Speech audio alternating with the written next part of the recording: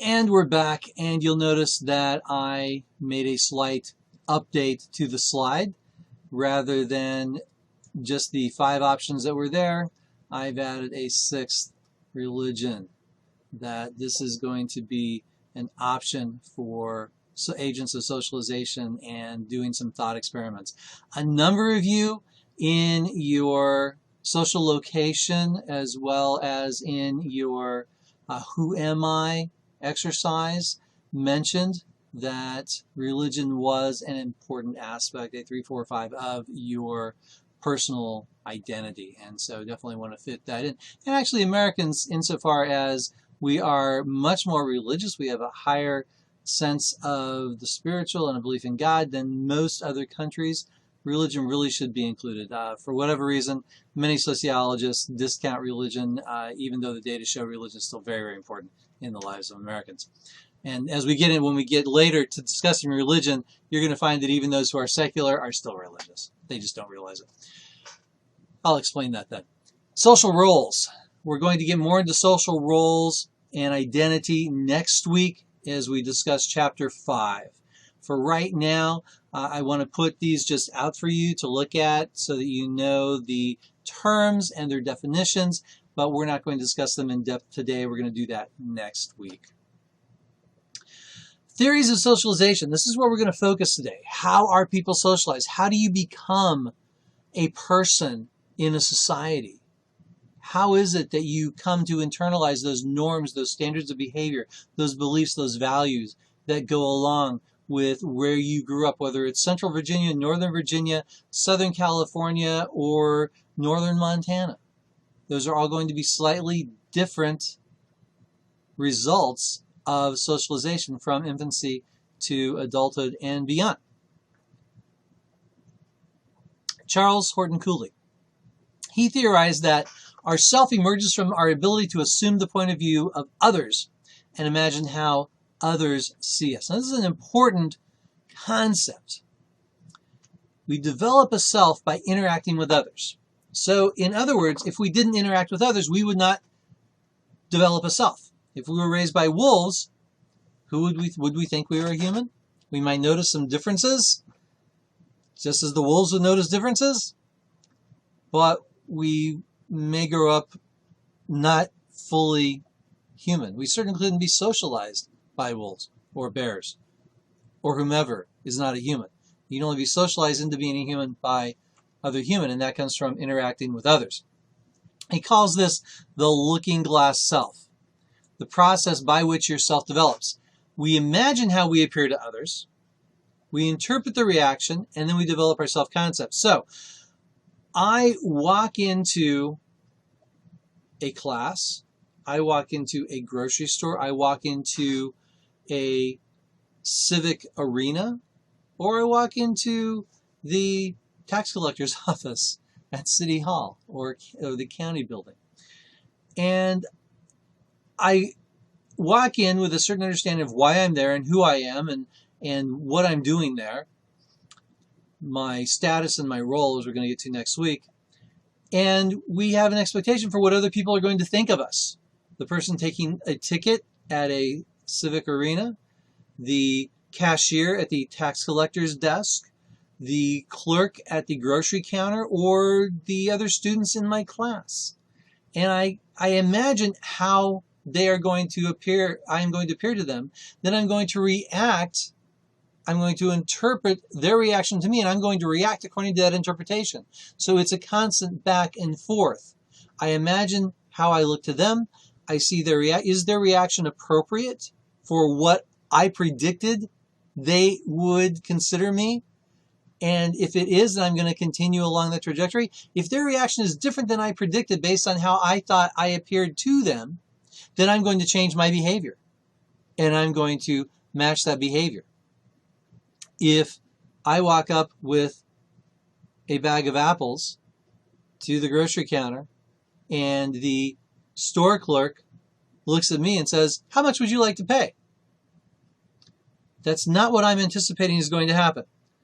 I may have to really reconsider exactly where I am and what I'm doing there.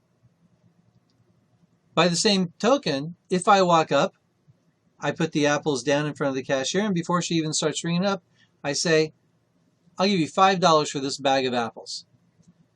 And the cashier's probably going to look at you strange, because the cashier is also considering how they would look to the customer and reacting accordingly. And if the customer doesn't react to the cashier as the cashier expects, they're going to have to change their behavior to match. So if the customer offers a price where there's already clearly in the apple bin a price per pound, and it's custom for the cashier to weigh the apples and then tell the customer the price, but the customer offers $5, most cashiers are probably not going to know how to react. And we're going to get into some of those different socialization games that we can play later on in the semester. But this is how we develop a concept of who we are, because we come into patterns of places, locations, times, context, larger context of how we understand people expect us to behave. When we behave that way, everything's great. We continue on that behavior trajectory. If they react to us differently, we're going to change our behavior and try to adapt. We try to adapt to others. Very rarely does the individual expect the group to adapt to them. Standard socialization, human-wide over the whole globe, all of humanity, is for the individual to adapt to the group, not the other way around. So here's another way to look at it. Here's me. Here's my self-image, what I think of myself, and how I expect maybe others think of me as well. So I'm asking, how do I appear to these other people? What do they think of me?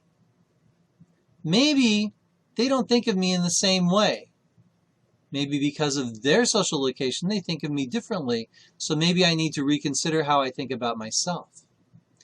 If I think of myself as humorous, and I enjoy telling jokes and making people laugh, and generally I think of myself as a funny guy, and I believe other people think of me that way, yet I go from Central Virginia to Washington, D.C. to visit family that I've not met before, and I tell a joke, and they look at me strangely, and they say, I may reevaluate my understanding of myself as a humorist, and I may refrain from telling jokes for the duration of that trip, and I may reflect on the conversations other people are having, when other people laugh, when other people don't, and I may either try to incorporate that and be a funny person in that context, or I may really not know who I am in that context, and I may have a slight crisis of identity.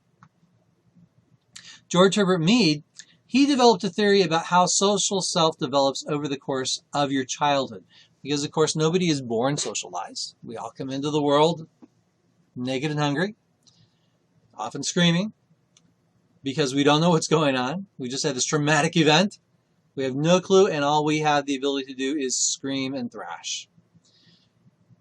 Hopefully by the time we get to our preteens, we have mastered some linguistic skills, some proper modes of behavior, requesting that our needs are met, understanding how to meet some of our own needs. All of these things that have developed over 10 or 11 years, George Herbert Mead developed a theory for this. We need to start philosophically. Mead said that the infant knows only the I, right? I'm hungry, I'm dirty, I'm tired. But through social interaction, we learn about me as opposed to the other. There's you and me.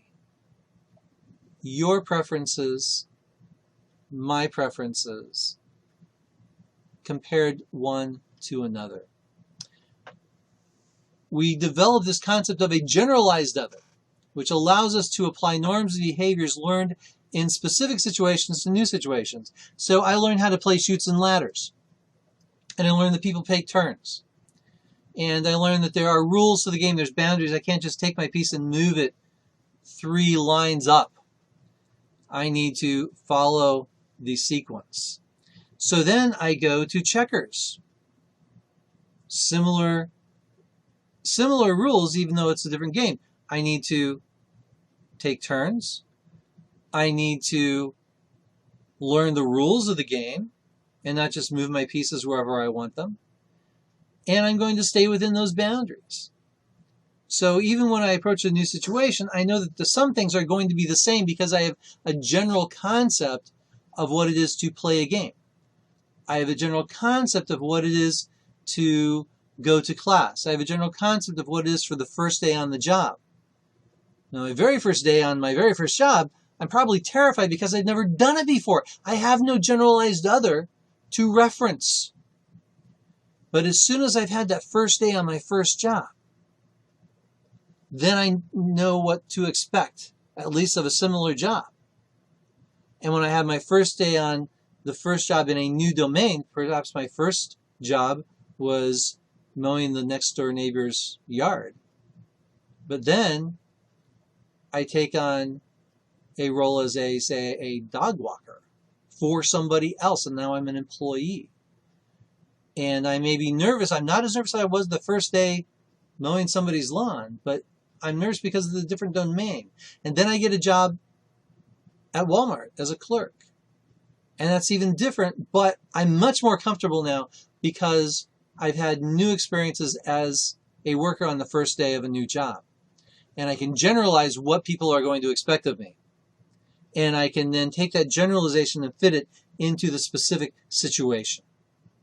Sociology, again, is about patterns. It's about commonalities. It's about how we have more in common with each other and with different domains than we are different.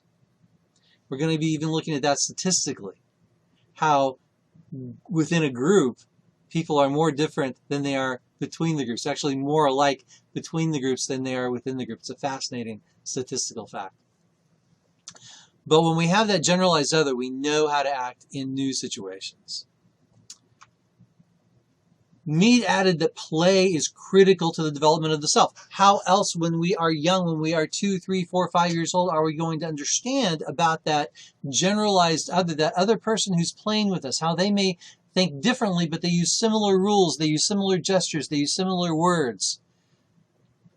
We're not going to go to a professional situation or even a semi-professional situation right away. We're going to start with something more basic, and that's play. Children learn through play to take on the role of the other. They put themselves in someone else's shoes. They understand that, Johnny sits down with Mikey, and Mikey has all the blocks. And Mikey looks at Johnny without any blocks. And hopefully Mikey says, well, what would it be to not have any blocks? And so he gives Johnny some of the blocks. Now, he might not give Johnny as many as Johnny wants because Johnny saw Mikey with all of the blocks. And so Johnny would like to know what it's like to have all the blocks. And they work this out between them. It may end with blocks flying or a block impacting somebody's forehead. But through that experience, they're going to understand what it's like to be a person in a given situation so that the next time when Johnny and Susie sit down with the same set of blocks, Johnny is going to have a better idea of what will happen so that he will have a good time. And part of him having a good time is probably going to be that Susie has a good time as well. And generally, that's the way most people work these things out. At first, we take on the role only of significant others, which is why we see little children taking the role of a parent, of their mommy usually, with a stuffed animal or a doll. That they're protecting it, they're holding it, they're feeding it. Because that's the significant other. With a little boy, he may be nurturing in a fatherly way that stuffed animal or that action figure. Because the significant other, the mother, the father, the grandparent, the daycare worker, who they see every day, possibly more than their parents, and we can get into that later. But the significant other is the one that's made the imprint on the mind and on the heart. And that is the generalized other that they have internalized. And so that's how they are going to be acting towards those that they see as small like them in trying to relate to them socially. They develop the expectations of others through that generalized other, and then they apply it in their own lives and in the lives of that inanimate object, and then they apply it in the life of animate objects, usually brothers and sisters. But of course, the little sister can't be a mommy to big sister, although she may try, and big sister's not going to have that. And so then they learn how to be the little sister or the little brother. Mead said there's specifically 3 stages of development. And these are not hard and fast. They're generalizations. But the imitation stage is from 0 to 3. And that starts really early. Babies learn to smile. They learn to cry. They learn to look at what's going on with their primary parents, and they duplicate it. A giggle, a smile. There's no real sense of self. It's because of that close connection that the infant doesn't understand that the mother and the infant, the baby, are 2 separate people. It's all me. Only I exists. There's no you and me. It's only I. But at the same time, that other face there is looking differently, and so I try that smile, and it works, and I get what I want. And so I am fulfilled. Once we start to detach from our parents, from 3 to 6, we're able to play, and we're able to take on the role of others. Again, the role is usually of the parent or the grandparent or whoever they're spending the most time with. And cooperation starts to take place. Then after that, games. Games are different than play, right? Play is general boundaries, general rules, nothing very complex. How to share the blocks, how to stack them on top of each other, how to throw a ball back and forth, how to run a truck back and forth, or change share dolls back and forth. But then we do games when we get into the chutes and ladders, and we get into the checkers, and we get into the hopscotch, and we get into different types of boundaries and more complex rules. Then we are into that higher stage of development. And of course, games go the entire life. I was just on the phone with Sprint the other day and was asking the poor agent who had the unfortunate need to speak to me because they picked up the phone. And I said, I need to learn how to play this Sprint game of getting the lowest rate. I figured it out a few years ago, but the rules changed, so I need to figure it out again. And same with taxes, same with employers. A lot of times we are playing these games. Throughout all of these stages, the I and the me are developing. The I takes on a stronger sense of identity in a number of different fashions. It's not just I need, but it also becomes I want, I would like, I can give. And the me, as the other develops, is that relationship between the I and the thou, the other person, the me and the you. The I is always a self as subject in this philosophy. The me is the self and others as objects at the same time. So me, you and me, we are both objects. The me is an object that I am acting on in relationship to you, and the you is an object that I am acting on, and vice versa. So we have at least 1, 2, 3, 4 different relationships there with 2 people. And that's why 2 people is the smallest group sociologists study, because it is a group, and there are multiple things going on at the same time. So the generalized other is a semi-fluid concept reconstructed for each context. Don't forget, it's not the same in every context, but every context has similar patterns for that construction of a generalized other. And here's Piaget. Piaget is a theorist who caught on with great popularity in the middle 20th century because he expanded on Mead's developmental stages. He made them a little more complex and a little more specific. And, whoops, I apologize, going the wrong way. Piaget's development stages didn't develop because of his desire for wanting to know, as Mead, how we develop a self. Piaget rather wanted to know how we develop reason. How do we make choices? How do we learn what choices to make? How do we learn to make better choices or choose to make a worse choice? Or how do we make poor choices because we don't know any better? These are his concerns philosophically. And he basically said children go through 4 stages: the sensory motor stage, the pre-operational stage, the concrete operational stage, and the formal operation stage. And through each of these stages, we learn how to reason in different ways, each one building upon the other. And of course, these stages, just as Mead's stages are not set in stone, they are fluid, so Piaget's stages are fluid and not set in stone. But I'm going to give you some general guidelines for them. So the sensory motor stage is that 0 to 2, when the child begins to interact with the environment, very tactile, likes things that are soft, things that are plush, not necessarily things that are scratchy or rough, understanding the difference between a hard surface and a soft surface and when it's appropriate to work with those things. That's the sensory motor stage. And our reason at that point is simply explorational. There's not a lot of choice making. There's preference making, but not a lot of choice making at this time, as we're simply exploring and trying to understand the environment around us. And that's going to be important information that we're going to need later as we get to the pre-operational stages, when in this, from 2 to 6 or 7, it's the child beginning to represent the world symbolically. This is when the little girl picks up the teddy bear, and she's been to the doctor enough times, she knows what a doctor does, so she has the generalized other doctor. And so she's moved away from being just the mommy to the bear. Now she's going to be a doctor. And she's expanded her world.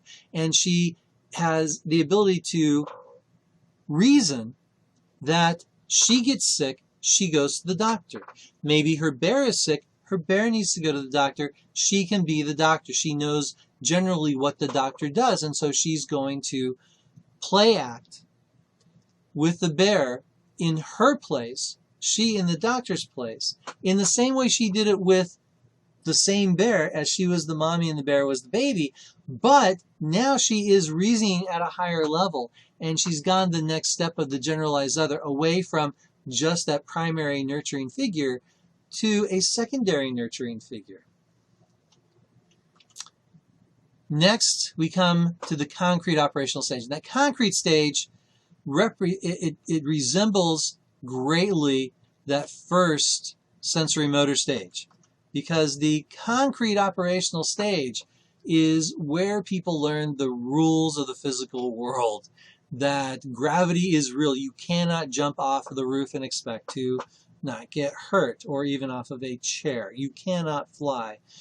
You must eat. You must, sweat will happen if you go outside and run. You get tired, you must sleep. All of these rules of the physical universe. This is when we introduce children to science classes, to the concept of weather, to what makes rain, why is the sky blue, what makes the plants grow. All of these things are concrete physical facts that children learn, and it gives them a sense of boundary, a sense of understanding, if not control. But humans thrive in boundaries. We like to know, what can I do, what can I not do? Because within that window, I am going to be safe and secure and in control of my life to a certain extent. And when we don't know the boundaries, this is when that concept of anomie, that French word of boundlessness, comes in. We discussed it before, we're going to discuss it again. It's going to come up again and again.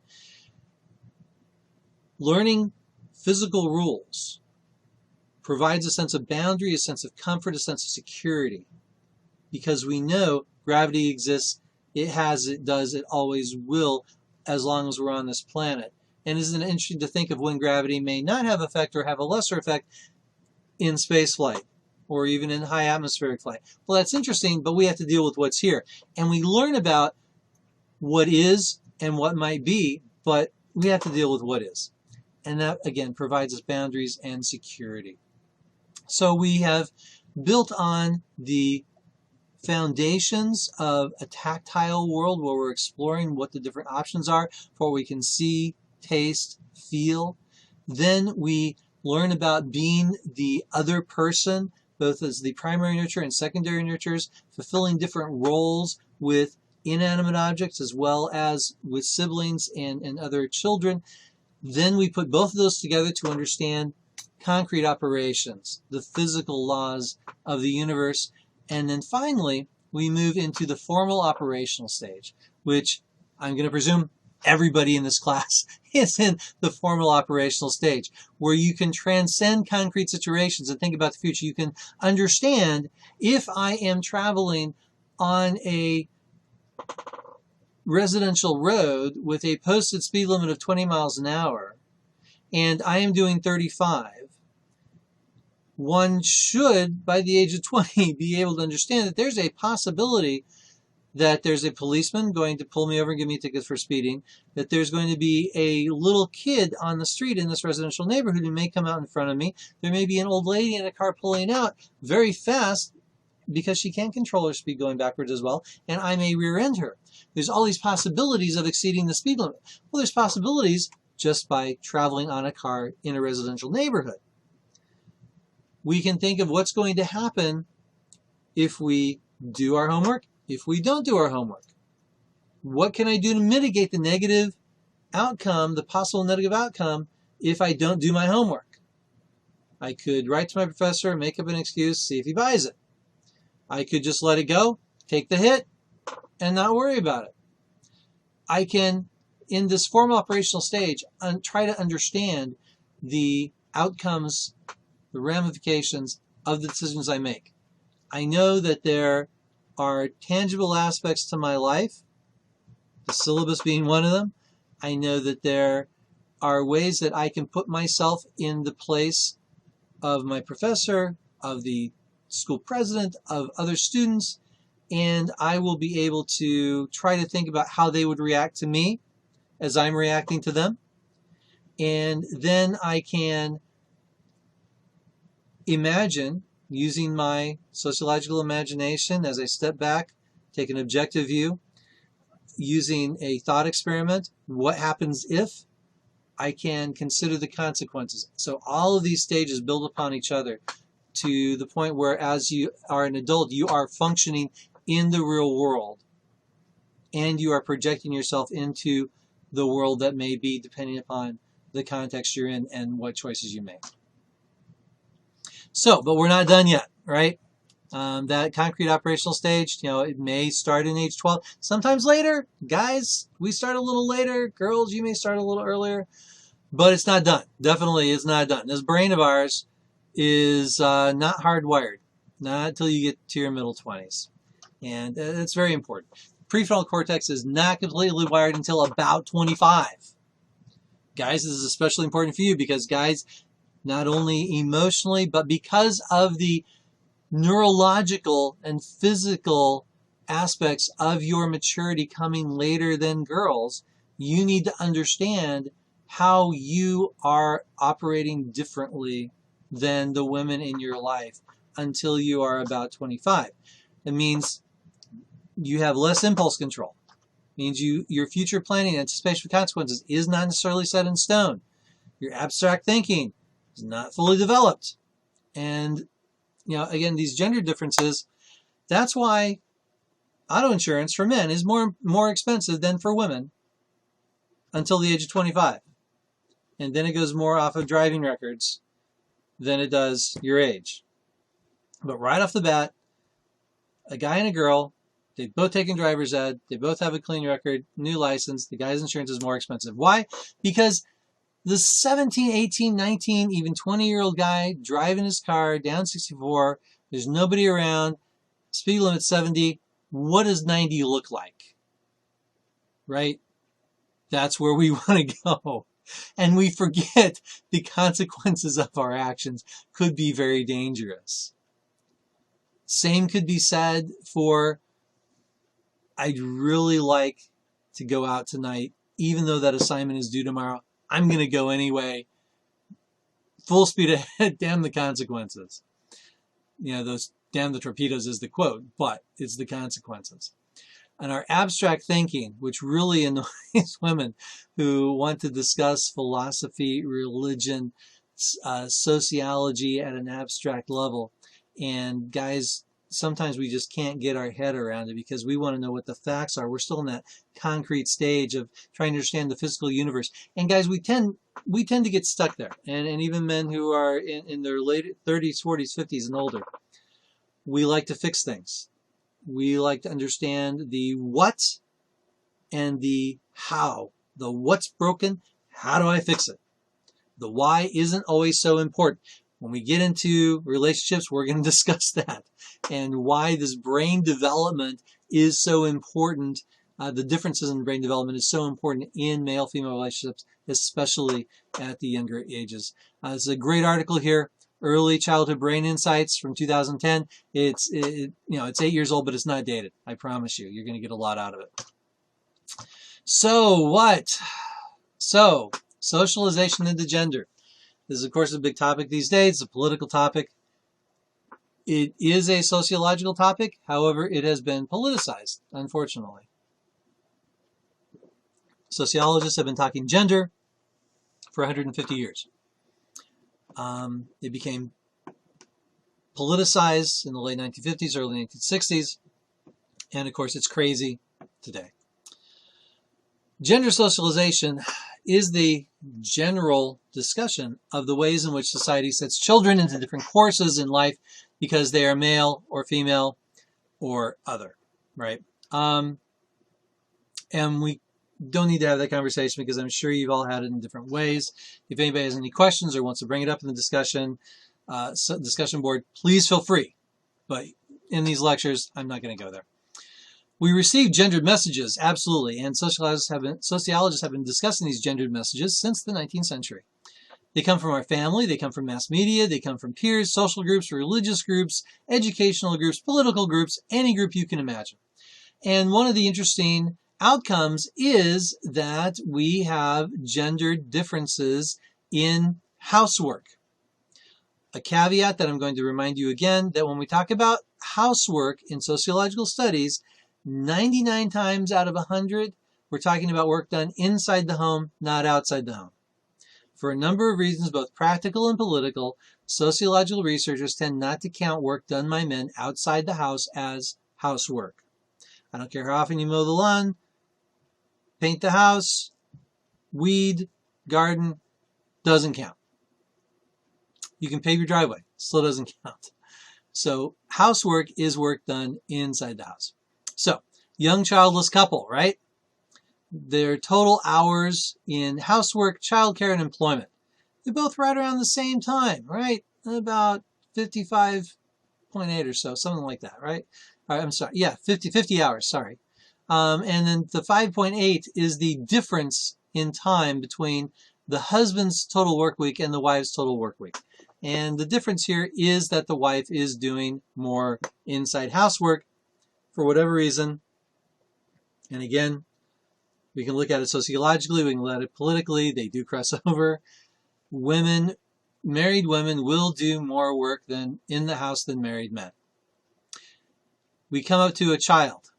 Now the gap is not 5 hours, it's 24 hours between the husband and the wife. We're presuming here that the wife is working full-time, plus all the inside housework, plus the child care. So this is so the child has just added 24 hours more work. Now the child gets a little older. Even if there's two children, the oldest child is 4 to 6 years, the younger one maybe 1 or 2 years, and the oldest child often helps out. So the husband, his work week has actually gone down. It went up here with the first child, but now it's gone down with the second. But the wife's work week has also gone down, and their gap is less. Now the oldest child is 7 to 13 years. See, the husband's work week has gone up a little bit as he's more involved with a preteen and a teenager, and the wife's work week has leveled off. She's gotten into a routine with the kids and with the housework and with her job, and things are going well here. But their gap is decreased. Now look, as the oldest child is in the late teen years, the gap is increasing again. As the husband's work week goes down, the wife's work week goes down, but his goes down at a greater rate than hers. And this is all gendered understanding of marital relationships, parenting, inside housework, as well as employment. And this is an aggregate, yes, from 1987, but the proportions are still the same. The actual numbers are going to be different, but the proportions are very close to the same. That men are going to be working less as their children get older.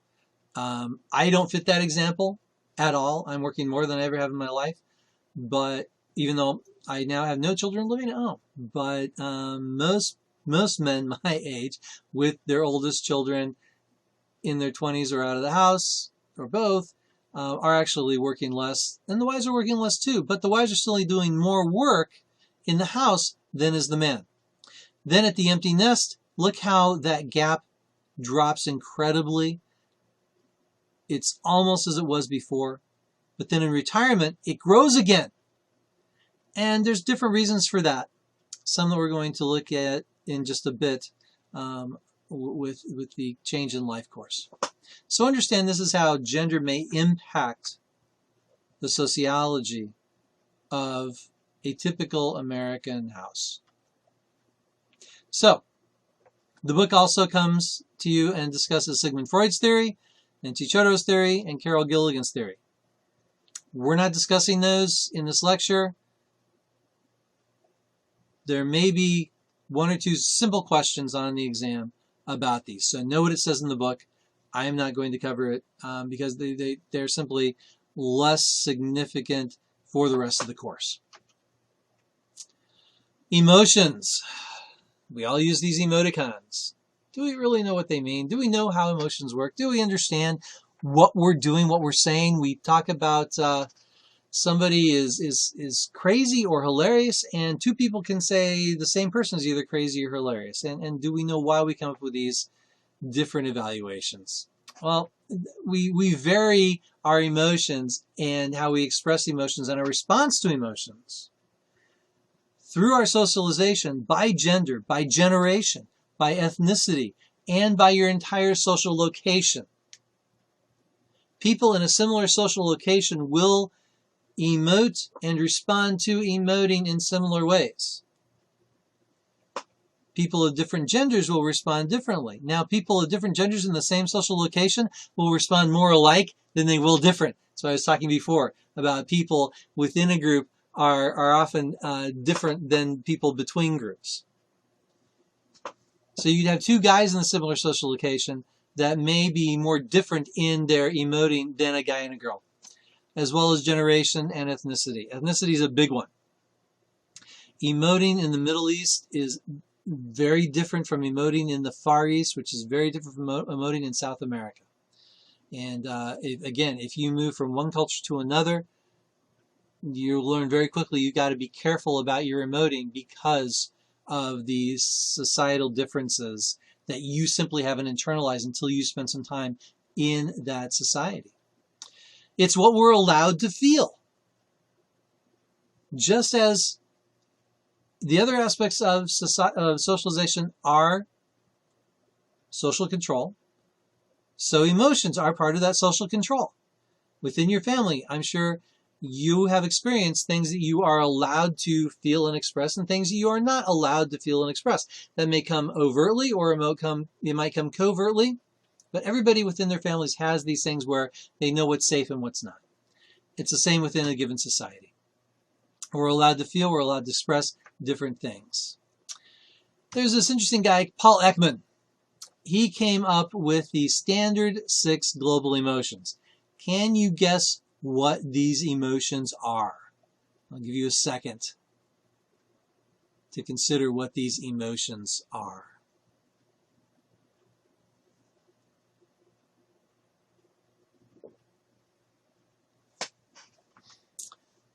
Here's Dr. Ekman. I encourage you to go out to the Atlas of Emotions if you want to learn more about his work. It's fascinating. I don't endorse everything, but it is fascinating work. And his work was the brainchild behind the wonderful series Lie to Me. I watched it religiously while I was out. It's fascinating. And it was the lead guy was Paul Ekman. He wasn't playing it, but the guy who Yeah, anyway, you'll find out. It was Dr. Ekman who was the lead character. Anyway, we have anger, disgust, fear, happiness, sadness, and surprise. Can you match the picture to the emotion? And these are the emotions Dr. Ekman says exist in every society with similar facial reactions.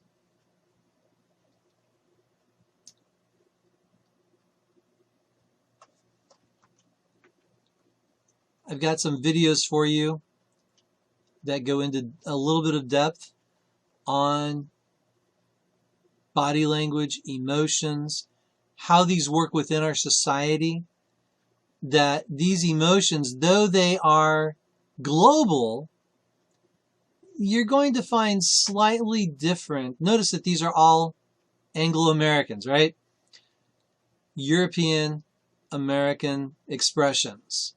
So when you go to South America, you might find slightly different expressions. When you look at men versus women, you're going to find slightly different expressions. When you go from South Africa to Siberia, you're going to find slightly different expressions. One of my favorite of these videos is the one on personal orientation. I'll share this one with you now, but the other ones I also want to encourage you to watch. Here's personal orientation. So if you're anything like me and you find this stuff fascinating, you're going to be going from video to video and learning a lot.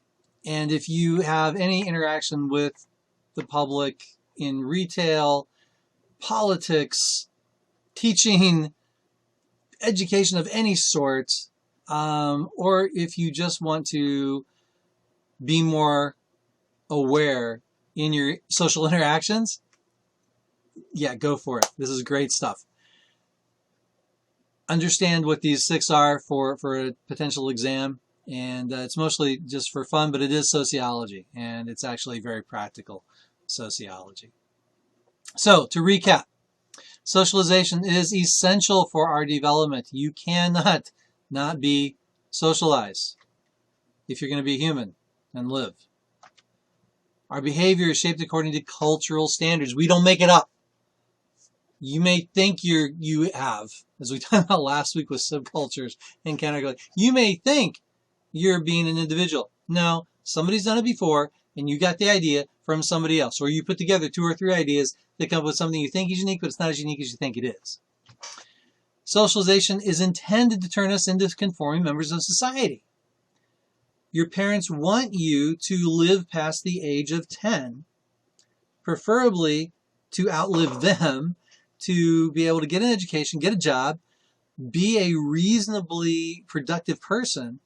And in order to do that, they have to teach you the rules of the road in society, how to get along with people, how not to get your jaw handed to you, how to present a good face so that you can get that first job, so that you can start earning your own way, so that you don't live in your parents' basement when you're 30 years old. Socialization really is the society within you.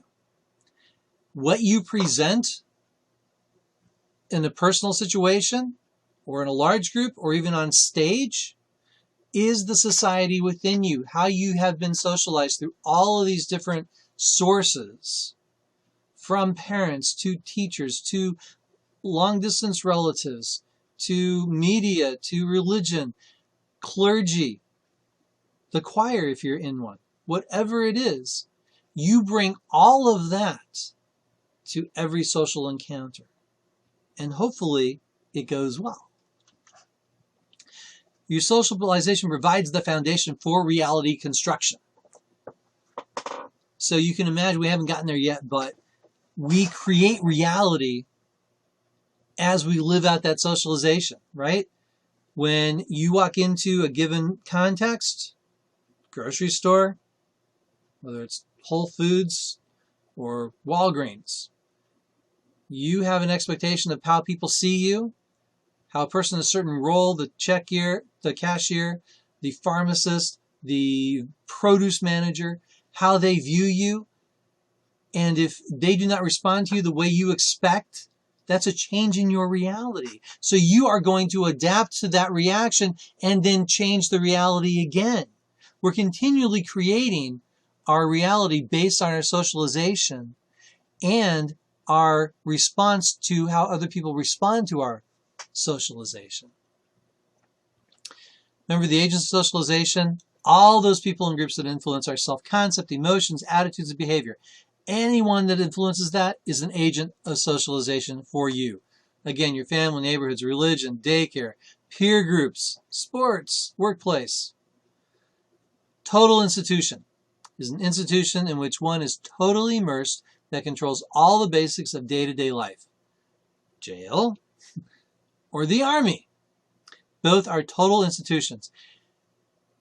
And not seldom does somebody come out of a long stint in one of these total institutions, and it is difficult for them to adapt to non-total institution life. Many, not necessarily hardened criminals, but someone who had a string of bad choices and spent a long time in prison, once they are out, that's why we have halfway houses to get people to readjust to society. If you take somebody who's been in prison 20 years and send them right back to society, odds are they're going to commit a crime so they can get back into prison because that's where they feel comfortable and safe and where they know how to act. They know how to deal with the variables that present themselves. They are known. The outside world is not known. Same within the military. Somebody who had been fighting in Iraq for 2, 3, 4 years, maybe without much of a break, and then comes right back to the United States, has no more internal and external discipline, know where they have to be, no orders they have to follow, no patrols they have to go on, no watches they have to stand. There's so many choices, they're unable to make a choice. And so they need help, often by their family, by different veterans organizations, to get re-socialized into the non-military world. And re-socialization is an important concept that you need to know. It's learning new norms, values, attitudes, and behaviors that match a new situation in life. It's when you have grown up in Central Virginia and then all of a sudden find yourself in the middle of Tibet. You need to be re-socialized pretty darn quick if you aren't going to lose a lot of weight and maybe catch a well-intended right fist to your jaw, but you said something wrong to somebody's daughter that you had no idea that it was inappropriate because all you were doing was asking directions to the restroom. You have to be re-socialized in a new situation. It could be even just going from Central Virginia to Nova, or from Central Virginia to Southern Georgia, or West Virginia, where you learn new norms and values that match that situation, that context, so that you can get along in that context. It occurs every time you learn something contrary to a previous experience. Some of you are in a college class for the first time ever. Some of you have been in the work world and have families, and this is your first time back in the classroom in 10, 15, or 20 years. And so you are being re-socialized into a different type of educational environment. Maybe you even went to university and now this is your first time in community college, or going from high school to community college. All of these are opportunities where re-socialization needs to take place for you to be successful in that context. Now, alternation, this is something that we're going to be talking about a little bit when we get to the section on religion. It's important for you to know. It's when somebody actually converts to a different, not only religion, but a culture from one's native experience. A friend of mine, Jewish guy from Boston, moved to Japan just to take some classes. Met a girl, fell in love. He now thinks of himself as a native Japanese. And he fits in really well. He looks funny to see him speaking Japanese. I, of course, can't tell the difference. I don't know Asian languages. But he apparently fits in very well. And he has a hard time coming back to the United States now because he's been socialized into Japanese culture so heavily. This alternation rewired his social mechanisms such that he has a difficult time now being in the United States. And this can happen with jobs. It can happen with language, with religion, moving from one religion to another. For example, somebody who grew up a Protestant, say a Lutheran, Baptist, Methodist, and then converts to Catholicism. Their worldview has changed. Their outlook on so many aspects of life has been changed. That's beyond resocialization. That's alternation. Resocialization is learning new norms, values, and attitudes and how to work within them in that new context. Alternation is removing your norms, values, and attitudes and behaviors and replacing them with another set such that it's difficult for you to go back to that former context. So hopefully I just answered that question. Socialization through the life course, stages from birth to death. As you pass through each stage, it affects your behavior, and your life course differs, of course, by social location. You've got childhood, adolescence, young adulthood, middle years, older years. And, of course, this affects our health, and our health affects our how we socialize, if we socialize. This is a chart. Again, the numbers are a little bit different, but it's still the same proportions that, most 70-year-olds are functioning pretty well with just a few little difficulties. But by the time you're in your 90s, there's not a whole lot of 90-year-olds who are functioning without any problems, without any assistance. Most have some significant problems and are unable to perform some significant aspects of personal care.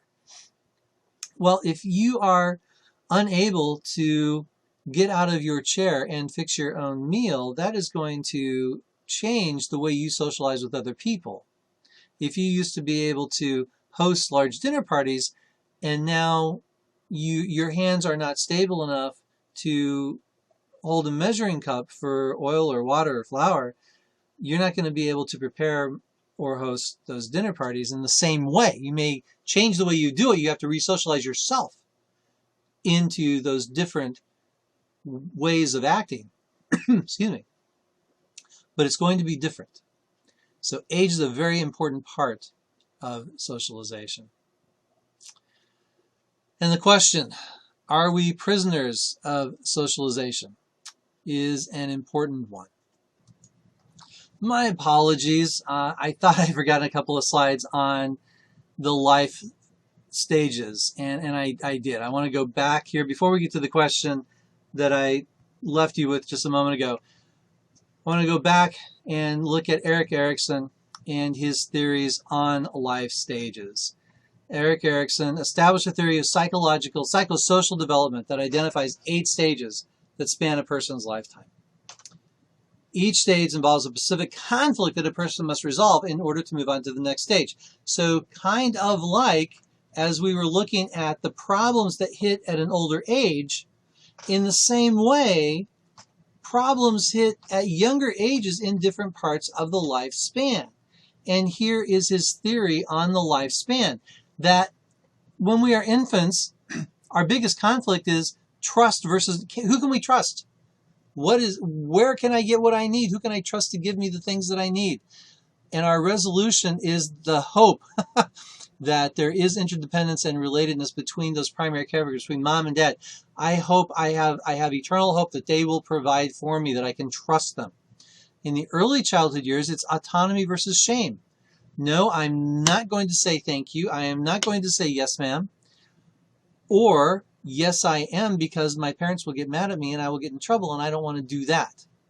So we accept certain things, and we accept integration or disintegration. It's the development of our will. Are we going to conform or are we not? Most of us, for the most part, choose to conform in many, many things, and we learn that in the first 3 years of life. Then initiative versus guilt, industry versus inferiority, identity versus confusion. Of course, that comes in adolescence. Very, very important.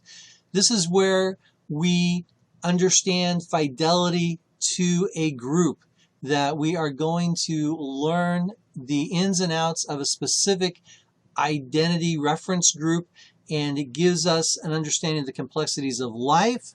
It gives us an understanding of the aesthetics of living and identifying and being a part of that group. And it also works out our sensory and logic as we're looking for friends and for mates and how we fit into the world. This is a very important aspect of socialization, is that adolescence, which the other theorists didn't pick up on in this way. Erikson's contribution is that this conflict at each stage of life must be resolved in some way. So that once we get beyond the identity issues of adolescence, then we come looking for that intimacy, or we settle for isolation. Are we going to be part of a close-knit union, or are we going to be living out mostly by ourselves? And then generativity, are we going to be a productive member of society? That probably was set back in here in this industry versus inferiority.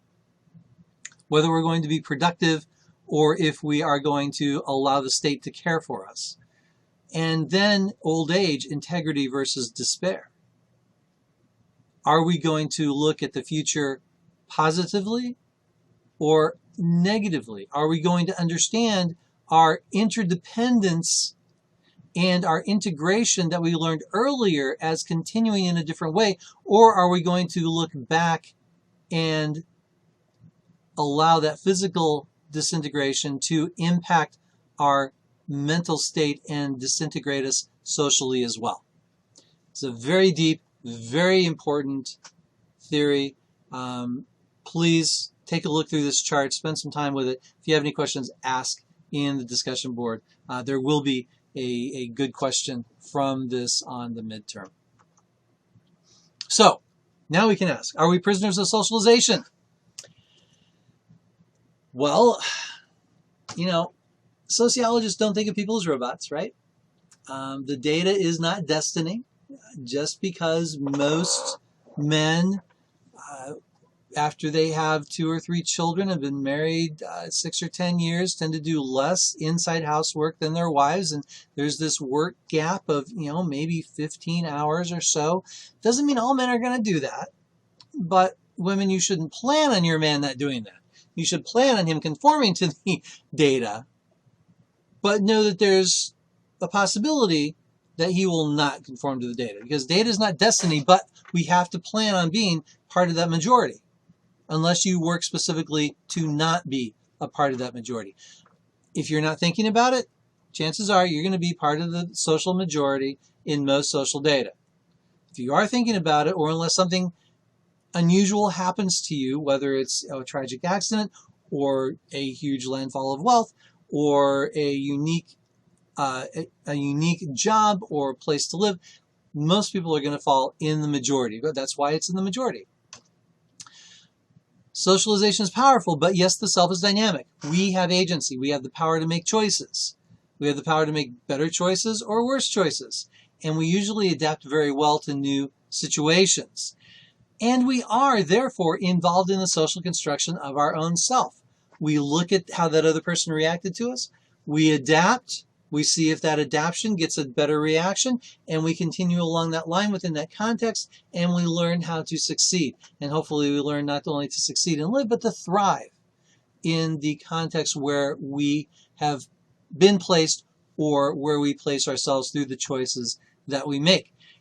And this social construction affects our social construction of reality and how we view reality, whether we're generally a happy person, generally a sad person, generally melancholy, or somewhere in the middle, where we understand the forces of life to be acting. Are things through hard work? Are they through luck? Are they ordained by God? Is it a combination of the above? Our social construction and how we construct our own reality impacts those values and those philosophies that we hold as human beings. And finally, yeah, there's some core biological differences there. We've already discussed, or we will discuss a couple of them coming up, and there are many yet to be discovered. I am positive we don't know that much about the physical universe. We know even less about our bodies, our biological universe. As medicine and science grows, and it's been growing a little slower lately, but that's beside the point. We're going to learn more about the core biological differences between, between men and women, between generations and so forth. So, big question, unanswered question in the book. Are gender differences caused by social influences? And of course, the book, I don't know why I say of course, it's the majority opinion now politically in sociology that gender differences are primarily socialized. I do not hold to that view. I hold a more balanced view of nature balanced by nurture and vice versa. However, the book does come out on the more socialized side for socialization and for gender roles, which are, two sides of the same coin.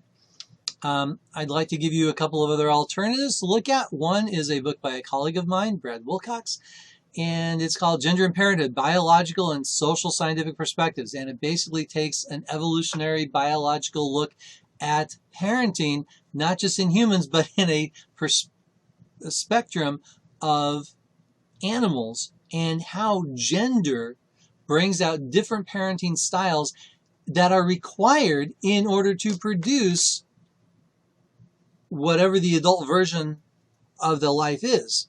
And specifically, of course, with humans, female parenting styles, male parenting styles are generally required to have a well-functioning, balanced adult human, male or female. In other words, little boys need moms and dads, little girls need moms and dads in order to overcome many of those challenges that Erickson speaks of at each life course.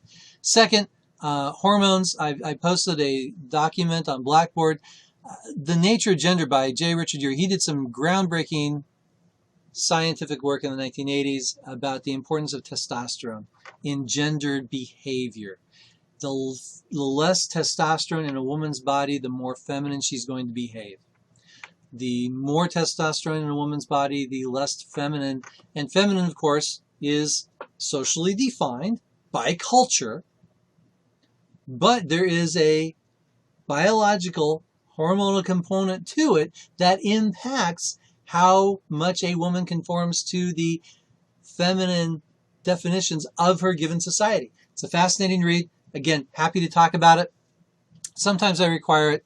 I'm not going to be required in this class, but please do take a look, especially if you have doubts. Take a look at his science, see what it says. If there's enough outcry, I'll spend some time in a lecture on that document. And then the question, is it possible to practice non-sexist child rearing? Good luck. And finally, what are the marriage issues? What are the healthcare issues? What are the educational issues that surround that whole question of socialization? Does socialization impact our marriages, our expectations, our behaviors? Absolutely. How about healthcare? Absolutely. Education? Yes. The question posed in the book, how do children learn to bully? Can they unlearn? Excellent question. Hopefully we can understand how people learn to be evil or mean and how they can unlearn to be mean.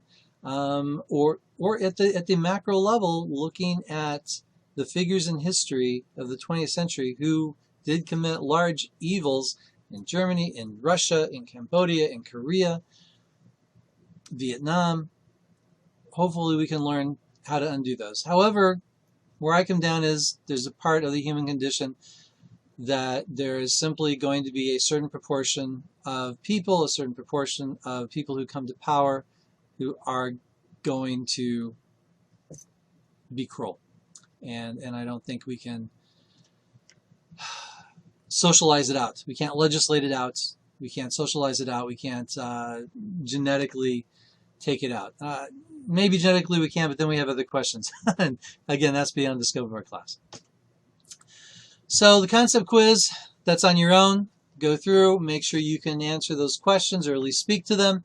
You may find a concept quiz on a midterm, but most of them are not. Most of them are just original questions from me that come from the reading and from the lectures. Again, if you have questions, please use the discussion section on Blackboard. Hope you have a great rest of the week. Good luck with the CRA assignment, and I will talk to you next Monday.